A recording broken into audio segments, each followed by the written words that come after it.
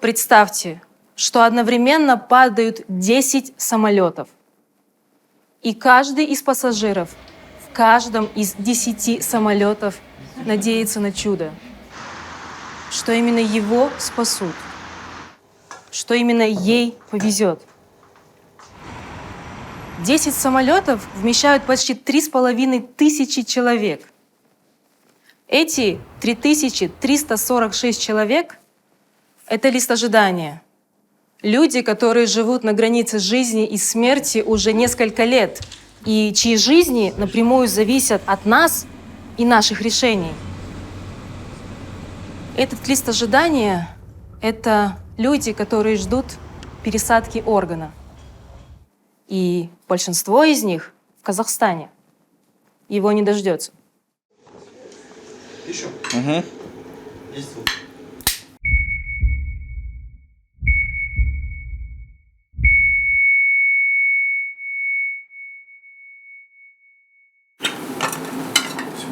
Расскажите, когда вы поедете в Беларусь в следующий раз?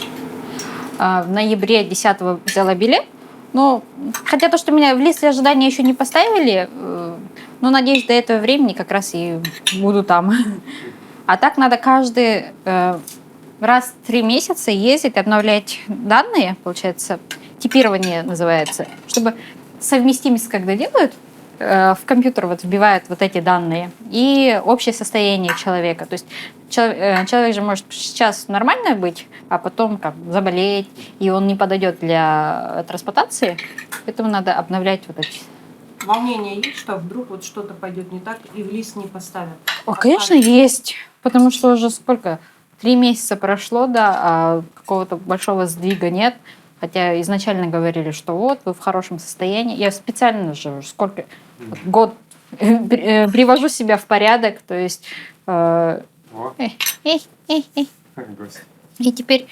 А тут говорят, нет, надо еще. Но вот последнее то, что сделали, анализ, и это показало хорошо. То есть надежду вселило. Расскажи нам с самого начала, когда ты узнала, что у тебя произошло с почками? Точную дату я не помню, но я помню, что в детстве я оглохла. Я так сильно болела ангиной, где-то мне было лет 11, наверное.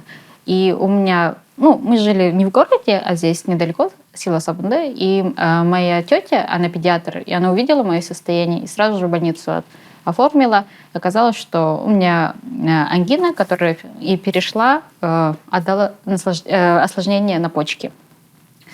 Но благодаря вот моим родственникам и тете, которая понимала всю серьезность этой ситуации, я каждый год лежала в больнице. Представьте, вот 3 месяца у тебя летних каникул, 1,5 месяца ты лежишь в больнице. Лечили всеми способами, и потом, когда я уже во взрослом была периоде, тоже много разных лечений получала, и гормональные, и там мне делали пульсотерапию, это как химия, и даже в Китай ездила, чтобы подтвердить диагноз. Благодаря этому я только в 30 лет попала на диализ. Здесь нету такого, хочешь пойти на диализ, не хочешь пойти на диализ. Ты умираешь, это терапия, которая тебя спасает. Если я, например, пропущу пару, я могу пропустить, например, 2-3, недельку не ходить, и все, и я умру. То есть это такая терапия, которая помогает, продлевает мне жизнь. И без нее, то есть просто задохнешься от своих токсинов. Простыми словами, твои почки не справляются с тем, да. что очищает твой организм. Мои почки — это сейчас этот аппарат диализный.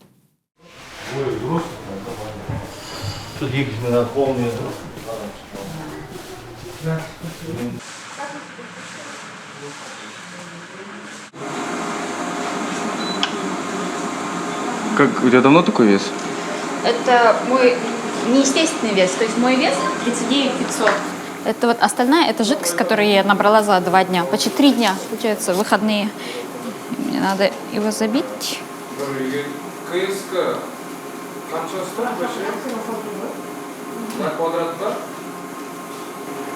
41, 28.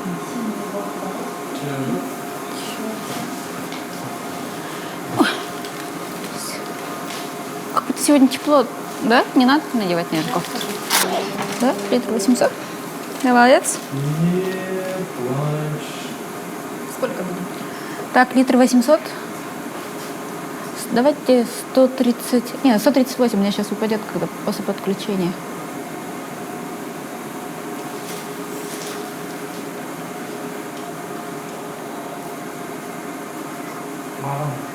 Нет, ничего не надо. Да все, хорошо. Я сегодня накажу, блин. А? Я тебя сегодня накажу Ты что? в часовом поясе. Не надо меня наказывать.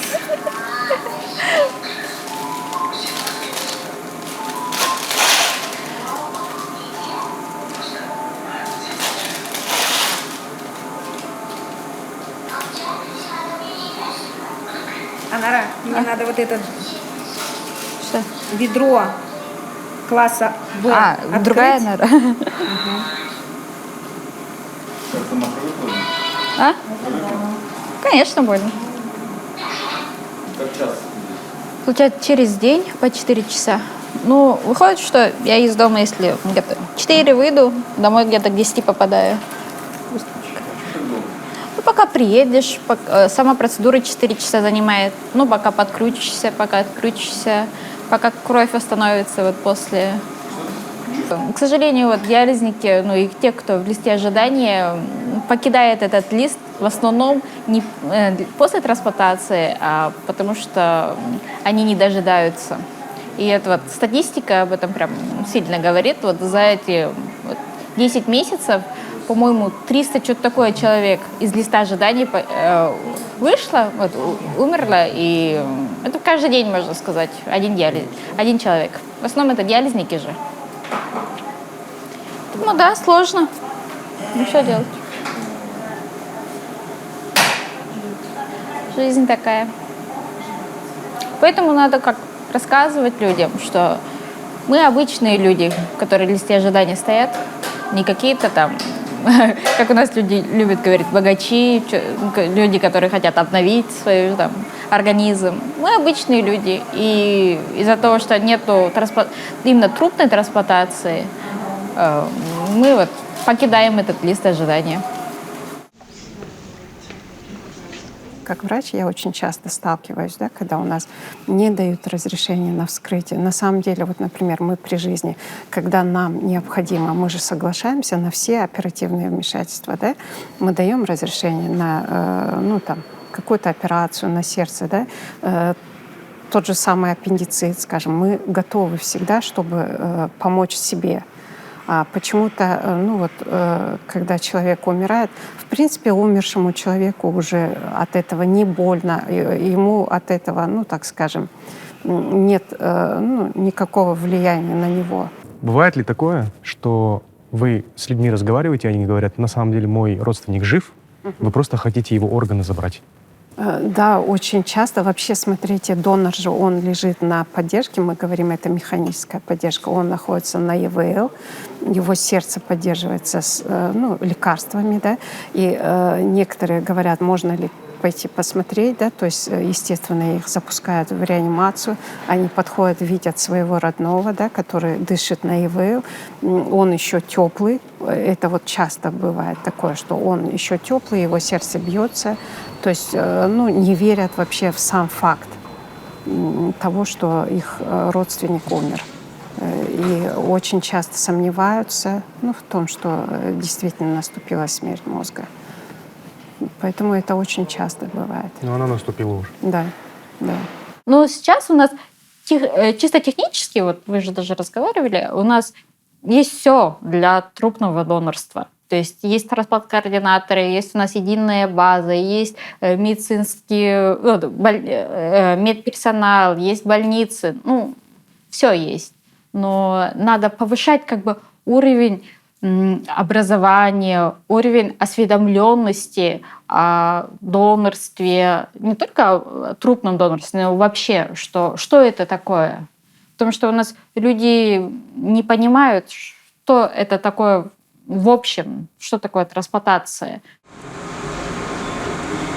Есть же лист ожидания, и многие люди считают, что это какая-то очередь. Или там можно протолкнуться в этой очереди там, вперед. Ты богатый. Да, если ты богат. Но это даже тебе будет невыгодно, потому что это же все подбирает компьютер. Он подбирает так, чтобы вот этот донорский орган и твой организм друг другу идеально совпадали. Если этого не произойдет, то смысла операции нет. Это, наоборот, хуже тебе будет. То есть если мне сделают операцию и будет трансплантат, который мне не идеально подходит, мне, наоборот, хуже будет. Он отторгнется, мое состояние ухудшится. Это еще полостная операция. И когда говорят, вот, богачи будут вперед идти, это не может быть. Им будет хуже, можно сказать.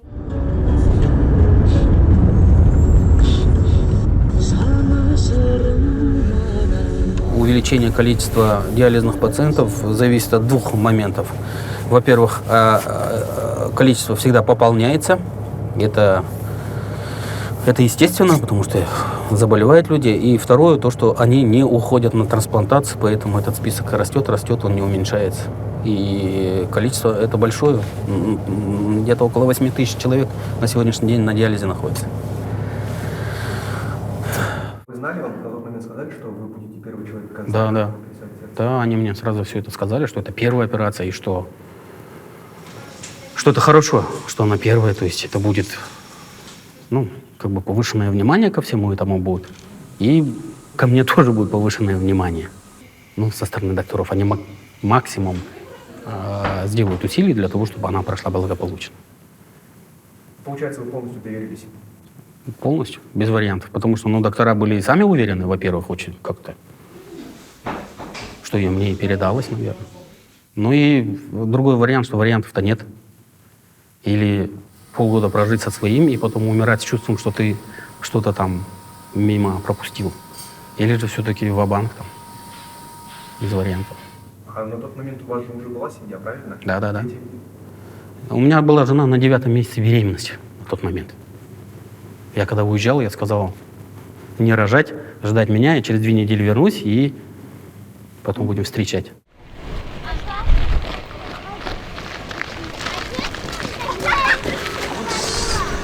Какие чувства человек испытывает в тот момент, когда ему звонят и говорят, вот как вы это переживали, вы можете вспомнить, что возможно будет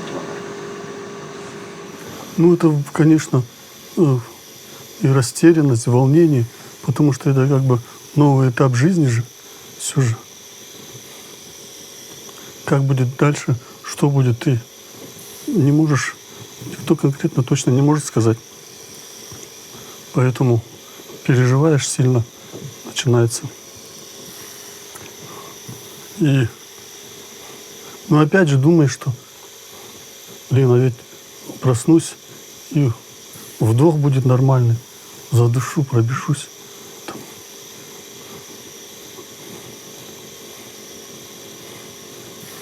Примерно такие мысли. Такая и вроде как и эйфория вроде как, и от того, что же будет, и волнуешься, не знаю, как передать. Волнение, чувство волнения, конечно. А потом, когда говорят, что нет? Расстраиваешься. Тогда, да, когда тебе предлагают пересадку, у тебя такое чувство ожидания, волнения, ждешь, думаешь, как же будет, что будет, туда-сюда. Ты уже представляешь, что у тебя здоровые легкие, что ты делаешь полноценный вдох, что ты шагаешь широкими шагами. Такой прям. А когда отказывают, расстраиваешься сильно. Расстраиваешься. Не из-за того, этот человек умер там, что он нехороший такой, а что? Не получилось. У тебя не получилось.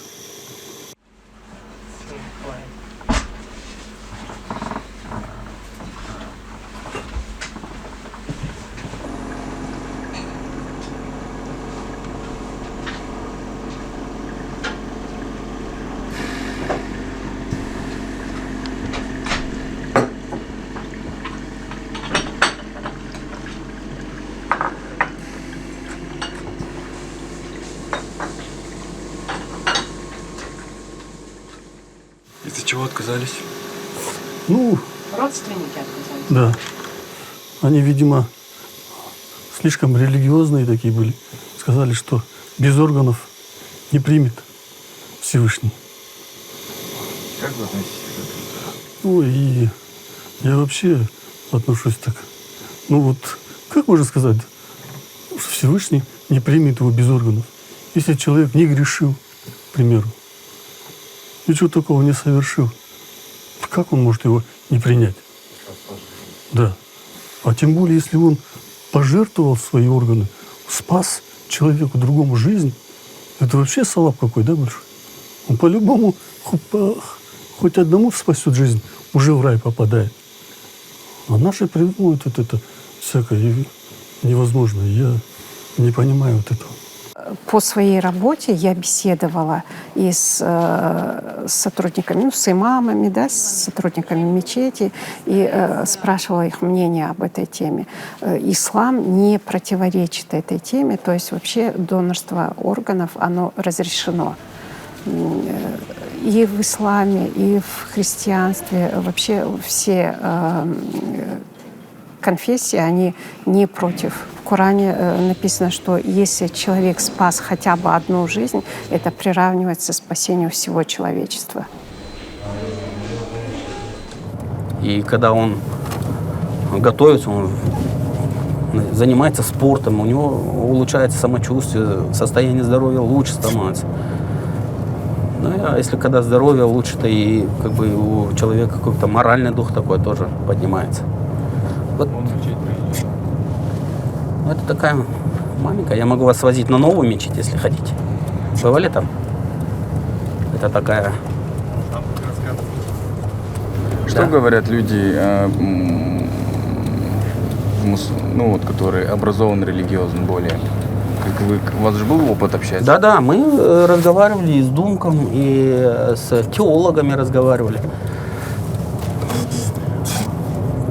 Ислам не против трансплантации, не против. Когда стоит вопрос жизни, спасения правоверного мусульманина, никаких ограничений нет.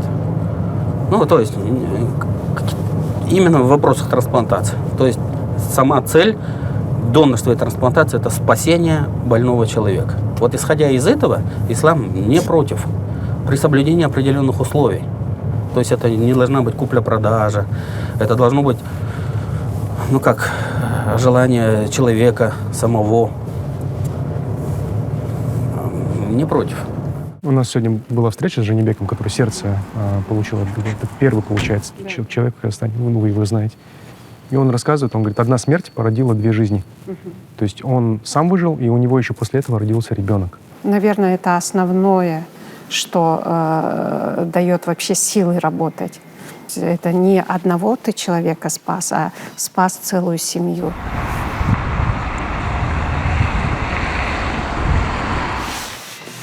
Действительно, Игорь, тогда, ну, несмотря на то, что было такое состояние, ну, как бы сама обстановка была такая, все-таки мама, я не знаю, кто, но я сам маму хоронил, и я знаю, какое состояние это какое. И в таком молодом возрасте принимать такие решения, я и сегодня говорю, что это большое дело, потому что, когда у тебя умерла мама, думать о каких-то посторонних людей, которых он даже не видел, это большого стоит вообще, в принципе. Подошли врачи с кардиохирургического центра, вот, сказали так и так, вот у вас есть у мамы вашей произошла смерть мозга, вы можете спасти. Ну, не было как спасти еще людей, это уже я так думал. Вот можно отдать органы на трансплантацию ее, на пересадку, то есть... Я думал я какое-то время, то есть, буквально там, мне сказали, там, вы подумайте, хорошо. И буквально там это было середина одного дня, в середине следующего дня я позвонил, сказал, да, конечно. На тот момент, это было уже 10 лет назад, чувства чуть притупились уже, но все же на тот момент было не сказать, чтобы сильно сложно. Но просто, если подумать логически, это Просто будут жить несколько человек. После смерти одного будут жить еще несколько человек. Не умрут, а будут жить. А вы как пережили эти часы? В слезах плакала. В мечеть сходила. Все, что от меня зависело, мы в такой ситуации начинаем верить. Не то, что и так же веришь, но больше. Ни у кого не можешь. Как-то я старалась уединиться с Аллахом, наверное. Просила больше помощи. Вот Игорь сидит с нами, да, я благодарна. Если бы не Игорь, если бы его одно слово, как он говорит, 2 буквы, да, у нас бы Алибек не родился, бы Алибека не было бы. Расстроилась. И Жанна моя. Тоже, видите, маленькая, она все понимает, потому что она с рождения об этом слышит, постоянно съемки, и она тяжело переносит. Ну, видишь? Да. Ну ладно, мы Ну, зато папка рядом. Что? Да. Нельзя. Иногда бывает, что родные, ну, как бы, если не готовы, да, если они ранее об этом не задумывались, некоторые просят время подумать.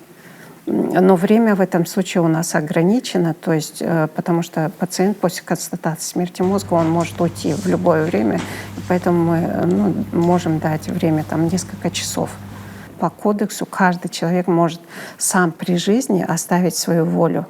То есть мы сами через ЕГОВ можем зайти или через поликлинику можем оставить свое согласие на посмертное донорство. И эту волю мы можем менять в течение жизни сколько угодно раз. Тогда будет родным легче. То есть каждый, наверное, все-таки при жизни должен сам изъявить свою волю и потом разговаривать в семье.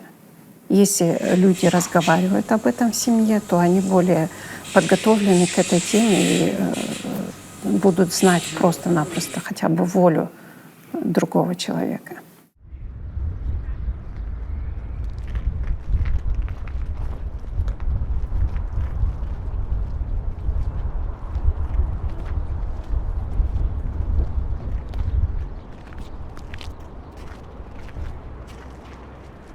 Вот с 2009 года я нахожусь на диализе. А до этого времени я не знал, что это есть такая болезнь, что есть люди, нуждающиеся в пересадке почек, там, сердца. Ну, как-то не обращал внимания, потому что сам никогда не сталкивался с болезнями. И как-то мимо ушей все было. И теперь тоже вот смотрю, люди как-то сейчас, кто не сталкивался с этой болезнью, они не обращают внимания, не понимают, что есть такие же люди, как которого мы тоже хотим жить, как раньше, как полноценной жизнью. Не быть привязанным к аппарату.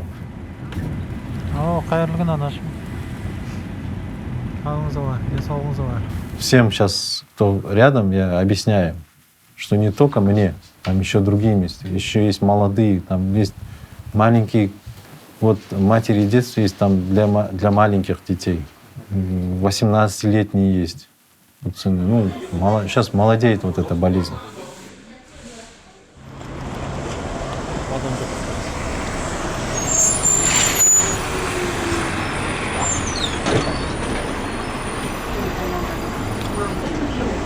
Следующая остановка – магазин «Мебель».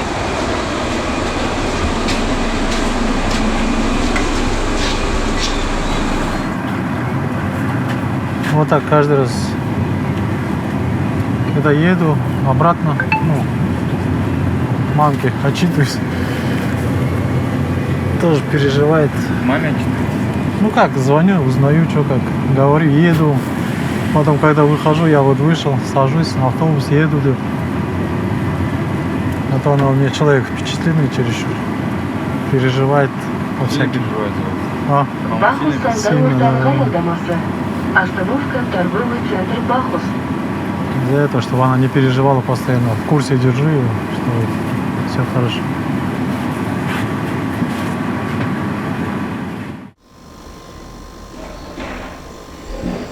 Все, будущее впереди. Мне сейчас 42 года, я вот 12 лет на гемодиализе хожу. Но у меня, слава Аллаху, вот есть семья, дети. У меня 4 детей. Жена, мама. Вот это все, ради них и живу, как говорится. Стараюсь. Не поддаюсь болезни. стараюсь как-то жить дальше полноценно. Я извиняюсь, да. Скажи, как есть. Что сказать? Скажи, как есть. В этом ничего такого нет. А что есть? Мы поженились, но старшие — это мои дети. Старшие — это мои дети. Получается, мы поженились, и вот вы, получается, наши общие. Это было в 2015 году, мы 6 лет женаты. На тот момент у него была пересадочная почка. То есть я знала обо всем. Знала его болезни, вот это все.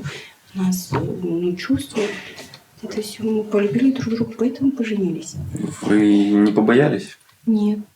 В том плане, то, что я-то была знакома с его друзьями. У них общий круг, получается. Я видела это все, поэтому у нас были чувства, я ни на что не посмотрела, поэтому...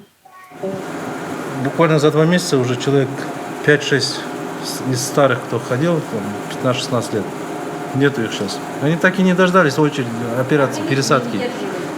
Вот многие думают, да, что инвалидность, тем более первой группы, по справке вообще идет недееспособность 90%. Но если посмотреть на Адика, у него все, как будто ничего нет, все нормально. Поэтому я не воспринимаю его как... Я даже вслух не произношу этого слова, ну, как инвалиды, да. Можно сказать, отчасти я поставила себе блоки и серьезно к этому не отношусь, честно говорю, да. Но каждый раз, когда он уходит на гемодиализ, мы знаем, что у него всегда жизнь на волоске висит. И мы вот этот момент всегда знаем, и я всегда его провожаю с детьми, встречаю его. Поэтому мы знаем, что вот эти моменты — это самые такие моменты, когда, тем более, когда идет через день, это риски, это огромные риски, потому что люди уходят на этом аппарате. Вот. Ну, как бы у меня Адик, он очень сильный духом. Очень сильный духом, поэтому мы всегда его поддерживаем, но больше он нас поддерживает, чем мы его. У нас не только дети, у нас даже взрослые, мы боимся, да. И вообще, вот как я обычно говорю, что люди вообще боятся говорить о смерти. Поэтому у нас большая часть населения, наверное, когда мы разговариваем о донорстве, поэтому они бывают в шоке. А так, если, например, мы поговорили при жизни, пока мы живы, здоровы, если мы поговорили о том, что если такое случится, то я готов стать донором, то в самый ответственный момент все равно родные вспомнят об этом. И им не придется принимать вот этого тяжелого решения. Трупных органов у нас как? Доноров-то много молодых людей, там авария, там, случаев много, даже на авариях там кто уходит, там молодые пацаны, там, молодые в основном, молодежь. Один человек может там как 7 жизней. Даже фильм «Жизнь» же, вот этот 7 жизней, смотрим иногда, бывает, я пересматриваю, но тоже хотелось бы также жить полноценно, чтобы не быть привязанным к одному городу, к одному месту. Вот мы реально как на работу ходим. Хоть мужчины могут иметь детей, женщины же не могут иметь детей на диализе. После трансплантации беременеют, а на диализе нет.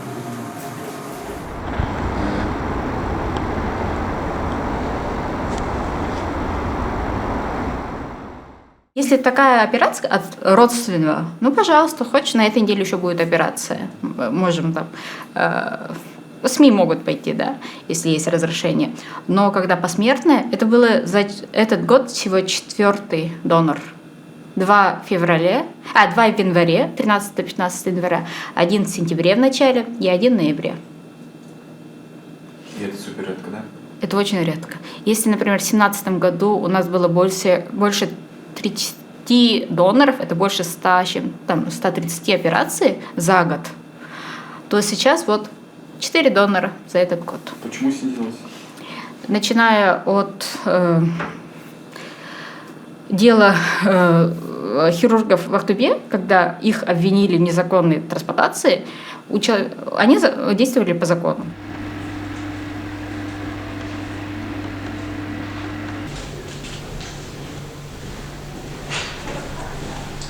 Гуля, за эти 9 лет хоть раз был такой случай, чтобы вам позвонили и сказали, что вот есть орган, может быть, сделают операцию? Нет, никакого звонка не было за 9 лет вообще. И сейчас я поняла, что вы даже не надеетесь, что вот может быть посмертный донор, и что вам бесплатно в Казахстане сделают эту операцию? Нет, моя надежда давно умерла.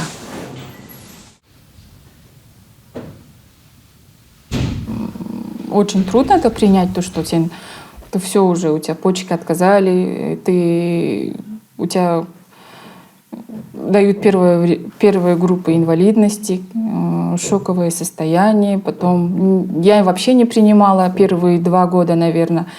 Я со всеми ругалась, у меня была депрессия страшная.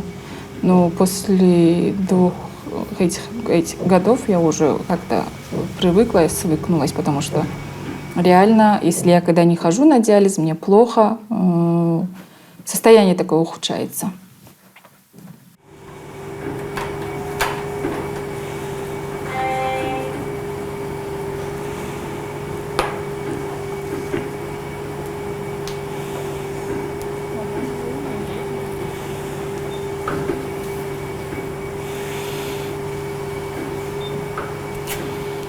Ходили усердно, то, что сдавали, думали, очередь сдвинется, как-нибудь что-нибудь будет. А потом никто из наших не слышал, что кто-нибудь пошел по квоте, пересадку сделал. Первые 3 года я не могла вот это все осознать, то, что я болею, то, что я в молодом возрасте, у меня почки отказали. Ходила. Потом у меня была депрессия, и я отказалась от диализа самостоятельно. Потому что, думала, может, пройдет. Сама по себе вот так вот. Организм поборется и как-то восстановится сама по себе. Всякие вот эти травы, чай пила. И 3 недели ходила я без диализа. И на 4-й неделе, почти месяц, я сильно заболела, у меня опять вот это приступы были, и мне пришлось на диализ. Что-то или кто-то помогает пережить, держаться? Если честно, я ради детей живу. То, что они вот сейчас выросли, учатся. Я каждый божий день перед сном, когда благодарю только Аллаха за то, что Он мне вот эту возможность дает. И я не знаю, может, проживу 10 лет, может, и меньше. Но ради детей буду стараться лечиться. Біз ерте есейдік, мама ауырғаннан кейін. Қиын кезде қасында болдық. Иногда бывало, когда мама хотела оставаться одним, біз папаның үйіне барып, сол жақта тұрдық. Кішкене намаз велет еткен кезде енді ауыра бастады мама, ойлайсың ғой, күнде қалай болады, не болып қалатынын білмейсің да. И ответственностьтің бәрі менде ғана болды. Ерте есейіп кеттік, ауырғаннан кейін оған қарап отырып. И намаз бұрыннан айтады маған, оқы деп папа. Бірақ оқымадым, и осы неге келген кезде бастадым да. Жұма сайында, әрдайым жұма сайын күнде ұйықтағанда да тұрған кезде де дұғада мама болатшы. Осылай ауырмаса екен, біздің жетістіктерімізді көрсе екен деген сияқты тілеймін да мен Алладан. И орындалып отыр деп ойлаймын мен. Әлі бір 3-4 жылдай жанымызда болса, біз ойлаймын, көрсетем бүкіл жерді, өзіміздің жетістіктерді көрсетем деп ойлаймын.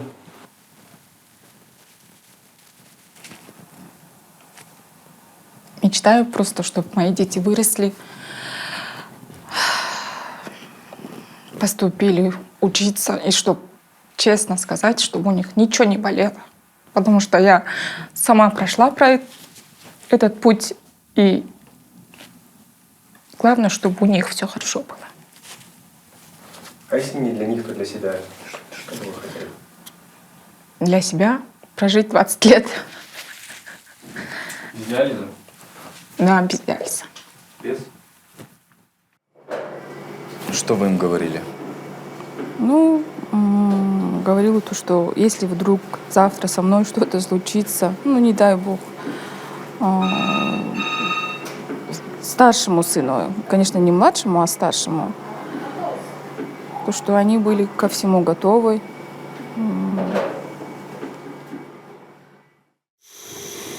Врачи вам какой дают прогноз в нынешнем состоянии? Они в состоянии уже, легких нету просто.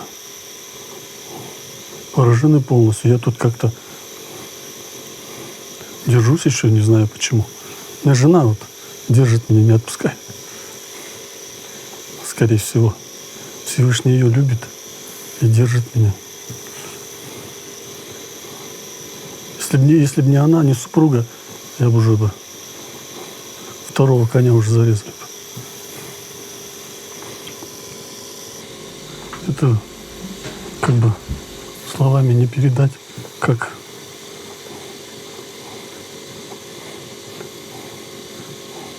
она бьется за меня, я поражаюсь просто. Я бы, наверное, честно скажу, и не смог так. Она прям действительно воительница, бьется до последнего.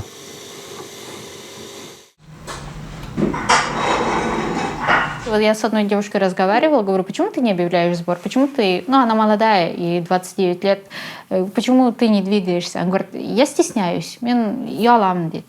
Я говорю, а что? Она говорит, я даже когда поехала в санаторий, нам положен санаторий один раз в год, ездила еще, и она говорит, я не говорила, что у меня почечные заболевания, потому что она стесняется, что скажет, почему у тебя почки отказали? А ты, наверное, пила, курила, ведала себе такой праздный образ жизни, из-за этого может отказать у тебя почки? Потому что люди не понимают, что даже маленькие дети есть диализники. Вот самое обидное, что там у нас 100 человек, да, по-моему, больше 100 детей на диализе, потому что они родились с проблемами почек. Я решила начать сбор на пересадку. Может быть, получится что-то с надеждой. У меня был порыв, я прям ночью написала написала текст, знаете, с такой ноткой, то, что я крик души, что ли, был. Мне просто на тот момент немножко со здоровьем у меня были проблемы. И я думала, если жламаған балаға тамақ бермейді ғой дейді ғой, я поэтому думаю, хоть что-то попробую сделать. И начала рассылать всем подряд. Я когда начала просматривать список, вот этот список, кому я отправляла газеты, Геннадий Головкин даже отправляла. Всем подряд, просто кто был в Инстаграме, я просто всем подряд в дайрект отправляла. Конечно, это было очень тяжело в том плане, что пошел очень большой негатив. Очень большой негатив. У меня немного был стресс. Но немножко собралось, были хорошие люди, которые присылали, которые верили. У нас в стране, если есть почка, можно сделать операцию, но почек нет, это тоже проблема. Мы стоим, конечно, в очереди состоим, но за рубежом, например, если сделать пересадку в Турции, там одна сумма, в Беларуси другая сумма. Поэтому... Сколько сумму собирали? Я собрала 30 тысяч тенге, но это то, чтобы на лекарства. Описали? А я не описывала сумму. Пытались разными путями сделать трансплантацию в Казахстане, то есть и искали доноров. И можно честно сказать, я пыталась купить даже этого, потому что у нас же есть миф о том, что можно купить. У меня сестра пыталась, она искала донора, потому что она видит, что я в таком ужасном состоянии, и она же хочет что-то сделать. И она пыталась купить этот. Мы проверяли моих родственников, то есть они тоже не подошли. Потом уже, была, конечно, корона, она очень сильно повлияла, там все, когда ничего не работало, да, мы потеряли время. Потом, когда уже пришли к этому, и мы же решили продать эту квартиру, у меня муж такой говорит, нет, все, мы продаем. А я оттягивала это время, и потом я поговорила со своей подружкой, она говорит: а что ты сбор не объявишь?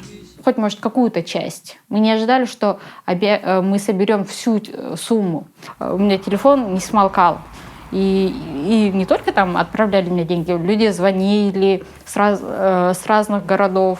Люди отправляли там 100 тенге, но писали вот такое пожелание. И это, знаете, эти не деньги, а вот эти пожелания были важнее. И когда вот этот сбор закончился, и вот я сидела, читала эти пожелания, реально плакала и думала, ну, Аллах поможет, потому что вот эти все пожелания же не могут уйти куда-то. То есть больше, даже, если честно, реально, эти пожелания мне были дороги. Потому что деньги-то, ну, реально можно было что-то сделать. А когда люди...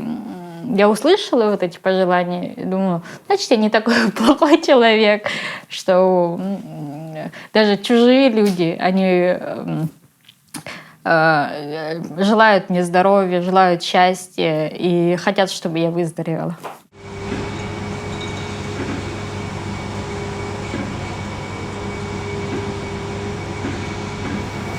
А вы пробовали делать сбор? Нет. Когда первый раз заболела, я открыла сбор. У меня тогда даже миллиона не собралось, если честно. И я своими силами собрала деньги. Мы договорились с одним парнем, анализы сдали. И не знаю, в какой-то момент он через неделю или, по-моему, пропал. После этого у меня желание пропало, если честно. Белоруссияда барлық жасайды ол жерде определенный ақшамен ше, там ақшасы қанша? 30 миллион, 40 миллиондай болады. Походу содан көп бір почканы. Белоруссияда жасайды сол, білетініміз ше. Диализ деген, например, ол адамның қанын айналдырып жібереді ғой. Отырады аппаратта. Үлкен уколдар кәдімгідей бір рет салғанда ерем кетпейді, ол каждый раз салғанда невыносимый боль дейді ғой, сол сияқты. Например, қан алған кезде бір адамның басы айналып болады ол, а мама болса ол аптасына кәдімгі 3 рет барады, 3 рет деген ол. Даже қазір көпте бармайды ол жаққа ше. Жұмыс деп сағат 1-2 сағатқа жатады ше. Там полный не алмайды, диализ алмайды. Там 1-2 сағат қана алады да, сразу жұмысқа айтқады. Соның өзінен с утра больницаға барады, больницадан 1-2 сағат сол жақта жатады да, еще до вечера там жұмыста отырып, жұмысын жасайды. Ал кейбір диализ алатын адамдар таңертең больницаға барады да, ал түстен кейін уже үйге қайтып келеді. Ал біздің мама ол кәдімгідей диализдан кейін жұмысқа барады. Ол потому что бір жүрсін стараться етеді, біздің балалар елден қалмасын деп. Сол үшін мамаға рахмет айтамыз. Маманы тезірек донор табылып кетсе екен.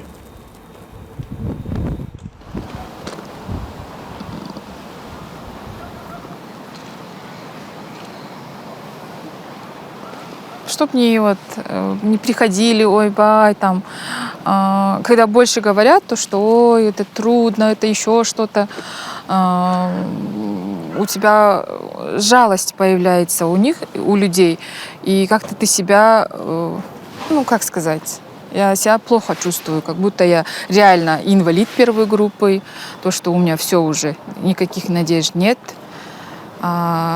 Если, ну, лучше молча. Хожу на диализ сама по себе, работаю, ну, как сказать. А на трансплантацию надежда осталась? До этого времени у меня вообще надежд не было. Как-то. Потому что один раз, 3 года тому назад, по-моему, мы искали, молодой человек согласился.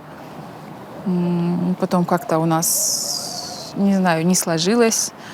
После этого у меня развод был, и как-то все вот эти надежды, мечты рухнули, честное слово. А сейчас, как каждым годом у меня состояние ухудшается, и я хочу жить. Не буду врать. У меня появилась надежда, я хочу на пересадку почек пойти, хочу донора найти. Вот так. Этот молодой человек, это кто был? Мы хотели купить. Да. Но не получилось.